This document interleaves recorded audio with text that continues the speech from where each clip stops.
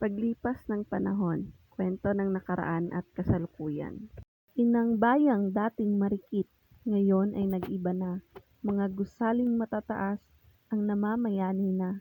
Ngunit sa bawat himaymay ng mga lansangan at bakuran, naroon pa rin ang himig ng mga kwentong di malilimutan. Kaharian ng sinauna, may himig na kakaiba, ngayoy tinutugma ng himig ng mga modernong tugtugin.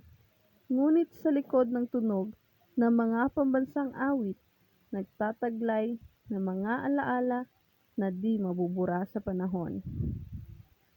Sa bawat paglipas ng araw at bawat pagsiklab ng kislap ng bituin, naroon ang palaisipan ng kung ano't sino ang ating hinaharap.